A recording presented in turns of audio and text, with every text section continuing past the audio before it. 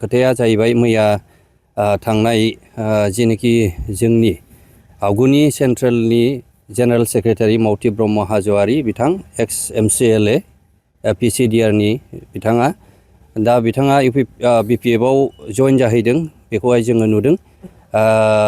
गिबियावनो बिथांनि राजनीतिक जिबना मोजाङै मोजां जायो बिनि थाखाय आं शुभेच्छा जासिबाय।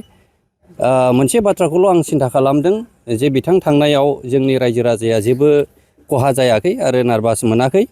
मानोना बिथांखौ सिगांनिफ्रायनो मिथिखाबायमोन जे बिथाङा जे गावनि जिनोखि पार्टी दानायनि उद्देश्य प्रिन्सिपल्स एन्ड आइडिय'लजि अफ UPPL बेखौ बिथाङा गायसनदों।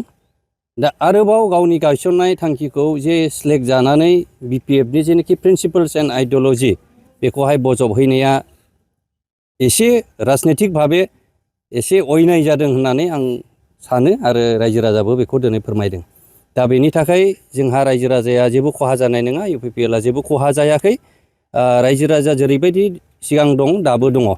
दा बेनिखायनो आं खावलायदों जोंनि गासै रायजो राजाखौ बेवहाय जोंहा जेबो नार्भास जानांगौनो गैया। दिनै गोबां मानसिया दिनै रुलिंआव बा सरकाराव गैया होननानै गोसोफ्राव नार्भास मोननो हागौ बा माबा मोनसे सिन्था धारा खालामनो हागौ। दा बिथाङा मानि थाखाय सिन्था खालामनानै दिनै BPF-खौ सायख'ना लादों बे बिथांनि थांखि, जों बेहाय जेबो बुंनांगौनि खोथा गैया। खिन्थु लजिकेलि पलिटिकेलि बेखौनो बुंगोन जे गावखौ फाउन्डार होननानै लाबाय थादों, बे फाउन्डारनि मिनिङा मिनिंलेस जादों। जे गावनो UPPL-नो प्रिन्सिपल्स एन्ड आइडिय'लजि होलांबाय, गावनि जेनोखि सान्थौ बे सान्थौआ फेलार आरो साक्सेसफुल जायाखै होमब्ला मावथियानो साक्सेसफुल जायाखै।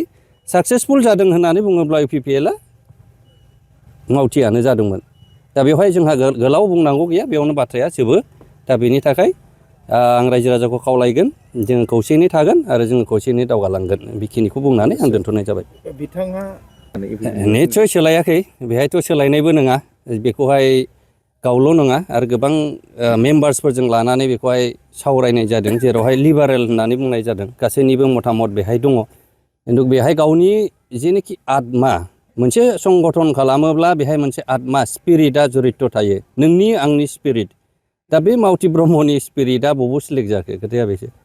दा पार्टिखौ साक्सेसफुल जायाखै होनबाथ' गावनावनो गोग्लैगोन, गोजौआव मुजियोबा गावनावनो गोग्लैगोन। दा बियो मोनसे लाजिथावना स्ट'रिसो होननानै आं सानगोन आरो बेखौ।